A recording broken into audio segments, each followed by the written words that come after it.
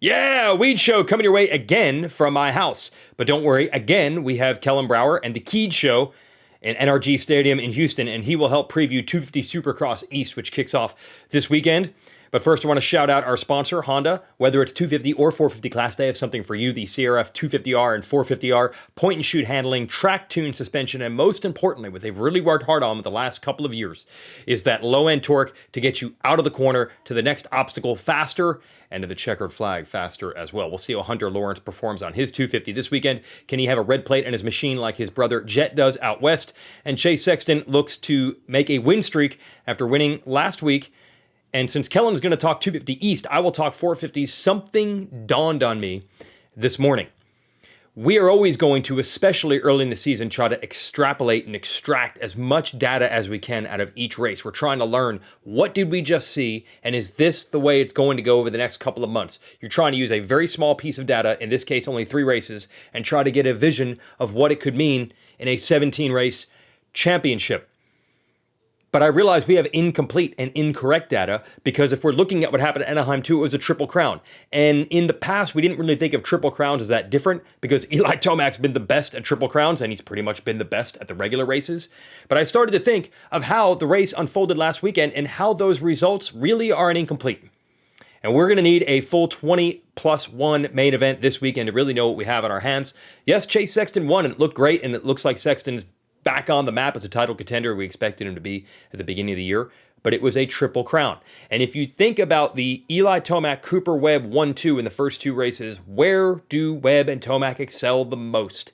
Late in the race. I've been talking about strength against strength, the fitness and endurance of Tomac, the beast mode late race charges, and then Webb, who can dissect a track once it's broken down late in the race and change lines better than anyone. And in that Triple Crown format, those strengths of those two don't necessarily pay off. Remember, Sexton was leading at Anaheim 1 late.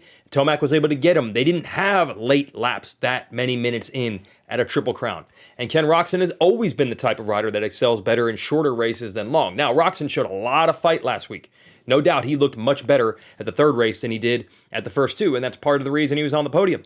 But I have to say that everything we saw at the Triple Crown has to be graded on a curve. Does that mean that Sexton can't win in Houston? No. Does that mean Roczen can't win or Jason Anderson? Absolutely not. These are 3 riders who have won before and are totally capable of doing it again. But what I like is that we cannot take that 3rd race alone and really draw any conclusions. We're going to have to wait and watch another one this Saturday. And I think that's really exciting. Will we see Webb and Tomac fight back? They were both off the podium in a longer race distance. It's going to be interesting. And as far as that Tomac crash heard round the world, I believe he was trying extra hard to get around Webb, possibly because Webb was the rider challenging him for those championship points in those early races, but also because he knew he had less time to get by, and maybe he rushed it a bit. So again, that Triple Crown format means, as much as we want to extrapolate the data from last week, we're going to have to wait just a bit. So I think that's pretty exciting the way it unfolds in the 450 class. Some bad news this week to report. Malcolm Stewart out indefinitely with a knee injury. We heard he has knee surgery.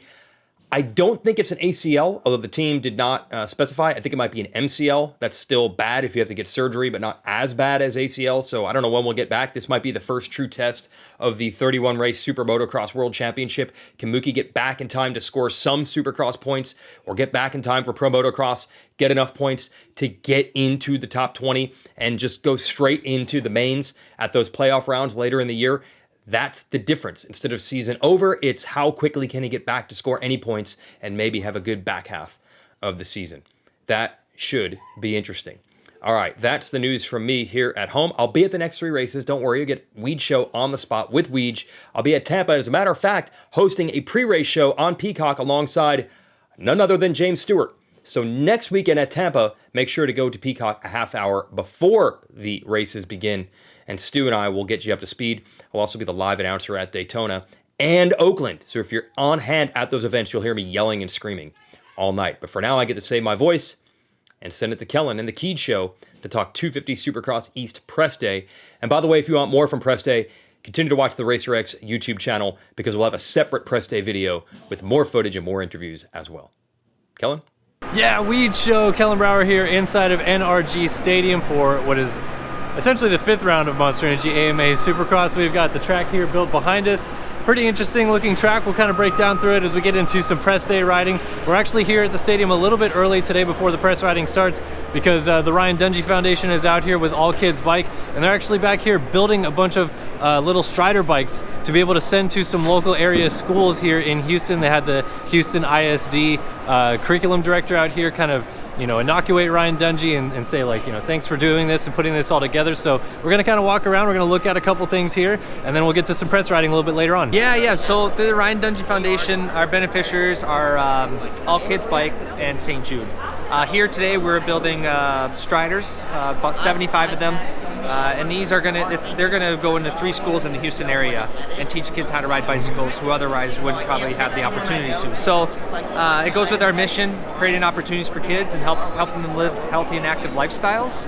And but yeah, today was about All Kids Bike organization, and that's the programs we're going to be putting in the schools. For you, when was it like that the light switched on in your head that you wanted to do kind of this like foundation work? Like what point of your career where you're like, man, I got to do something bigger than just what I'm doing now?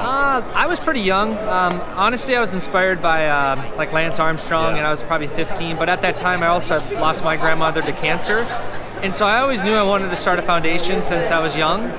It didn't happen until, of course, a couple years ago, which was good. Everything in its own time works out. But for me, our beneficiaries are in line with things I believe in. You know, I lost my grandmother to cancer, and so supporting St. Jude and the cancer research that they're doing, helping these kids, and that everything that they learn there ultimately translates into, you know, one child saved there is thousands of kids around the world because they share all that research and information. So that means a lot.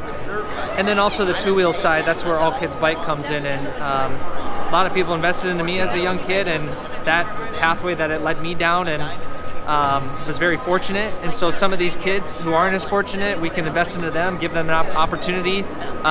Maybe they're not going to be a supercross racer and they're going to take into other things, but that freedom as a kid, giving them that opportunity, if anything, getting them outside and off the iPads and helping them live those healthy and active lifestyles. Awesome. Thanks, Ryan. We really appreciate you. Thank you. Appreciate it. All right, well, that's Ryan Dungey giving us a scoop about All Kids Bike and what they're doing here in Houston this week. Really, really cool program. It was awesome to see a lot of the industry out here today building the bikes. Myself and Tom Jurnett of Racer X, we even built a bike. So awesome program to start the weekend off here in Houston. Now we're rolling it right into press day.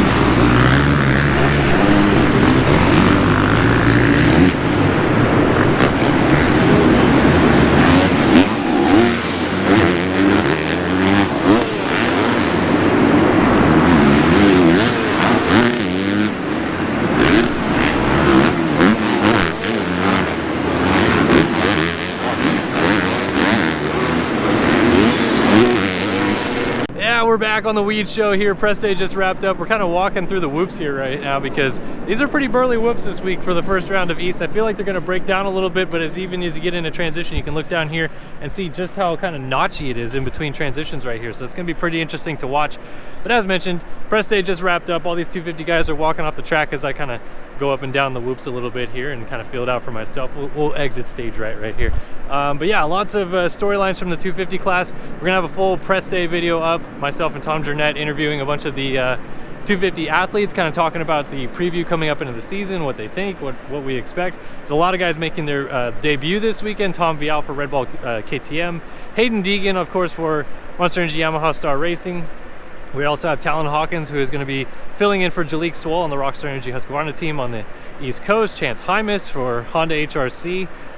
The list goes on and on. Caden Braswell is also here for Phoenix Honda. It's just a treasure trove of kind of amateur talent making their debut in Supercross this weekend, which is going to be a heck of a lot of fun to watch. And then the championship fight is going to be interesting as well, because we have Hunter Lawrence coming in as maybe the guy that's the favorite. A lot of guys saying he might be the favorite.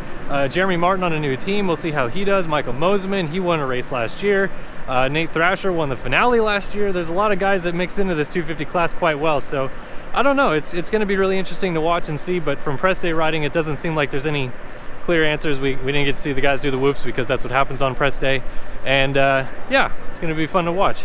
Look, see, there's J-Mart right there. We interviewed him, and he's debriefing with the team right now. But yeah, that's kind of it. 250 class preview-wise, not a whole lot of a story to tell other than who's racing this weekend. 450 class-wise, though, Eli Tomac was back out here for press day. He did ride. He looked totally comfortable and fine. So even though he had the big crash last week, I think all is all good in the end for Eli. So that's good news there, obviously. He was riding. Dylan Ferrandis was here. Adam Ciancirlo and Jason Anderson, I should say, were also here. No Red Bull KTM guys, but a lot of guys. Christian Craig was here. Just a lot of different guys and riders out here for press day. It's always kind of fun to kind of just come and see what the track is going to maybe look like coming into the weekend. See if it's going to break down a certain way, see if it's going to change or if something's going to be different about it. But so far it looks like pretty much the exact same track that we expected from the track map, which is it goes back and forth across the start straight a lot.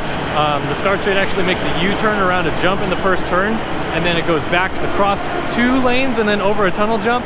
And they, obviously, like I said, they didn't use all of that for press day today, but they did use a lot of it. Got to see what the guys kind of, you know, felt out different rhythm lines. There's a 3-3 and then I think a double over the start that most people will be doing. And then after the tunnel jump, there's going to be a jump where I think most guys will 3-on, off, triple single into the corners. So that's another, you know, different dynamic. Some guys might go to the inside. I've got a little glare on the camera right here. Some guys might go to the inside, step on, step off. We saw some guys going over and then triple doubling into the corner. A lot of different options. Justin Cooper also making his 450 debut, so he was here today kind of feeling things out. Yeah, just a lot of different storylines. I'm sure Jason Weigandt kind of previewed some of this stuff as well. So yeah, that's kind of the synopsis from press day so far. Ryan Dungey stuff, a lot of press day riding, a lot of 250 guys making their debut. It's going to be a fun weekend here in Houston. Thanks guys for tuning in to the Weege Show, brought to you by the Honda CRF 250R and 450R. As we preview this weekend's Houston Supercross coming up tomorrow night here in NRG Stadium, and we'll see you guys then.